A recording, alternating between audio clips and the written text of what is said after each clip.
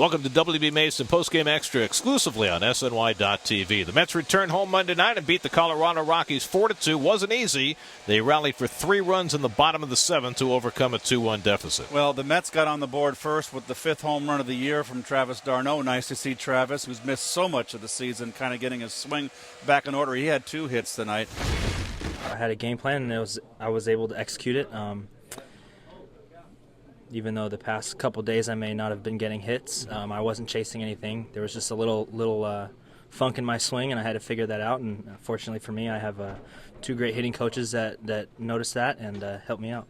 You know, when you've been away for as long as he has, and you've been all, when you look up, he's been 21 or 22 or 23 games is all he's played all year. So he's been away a lot, and he comes back and he contributes. All of a sudden, hey, look, I'm going to be okay. And when I'll tell you, as we saw last year, when this guy starts hitting, he can be really dangerous. And, again, that just spreads your lineup out to where, gosh, you got somebody who's, pretty important in every spot. The 2-run home run from the red-hot Cargo made it a 2-1 ball game. But the Mets got 3 in the 7th, much to the aid of a Rocky bullpen. 2 walks, a hit batsman, just not a good outing from the bullpen. The Mets capitalized on the 2 walks and the hit by pitch. Murphy with the big 2-out, 2-run RBI to put the Mets ahead for good. He gets big hits, and he did again tonight. So he hits where, he never says anything.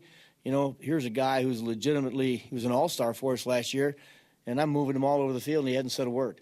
Just look, wherever you need me. So it's nice to see him up there in big situations for sure. I saw Hosey was playing up the middle, so I've been pulling off some stuff. So I was trying to shoot something the other way. I would have preferred it be a little bit harder than that, but suspenseful. I really felt comfortable. We all knew they were bringing Boone in, and you just felt Randy was going to do something.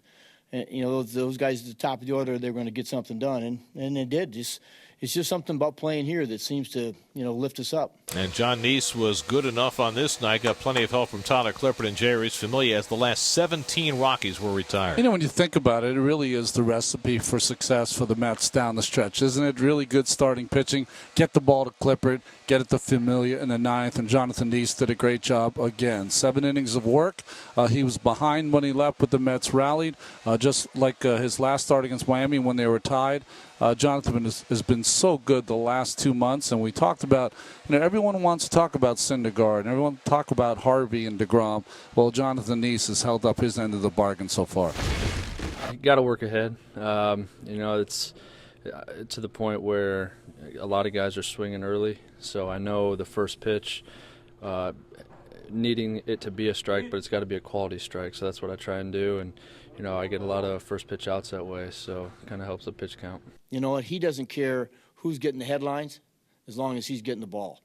And he's pitching very, very well. And I'll tell you what, his games are as important as any of those other guys' games that he's been out there. He's pitched great lately. Rockies' young right-hander John Gray was terrific. Just his second big league start. 6 innings, 1 hit, but pulled after 75 pitches, and the Mets took advantage. Mets will try and make it 2 straight over the Rockies Tuesday night with Matt Harvey on the mound. Our coverage begins with Cadillac first pitch at 6 o'clock Tuesday night on SNY. That'll do it for WB Mason Postgame Extra. Be sure to join us after every game for exclusive coverage on SNY.TV.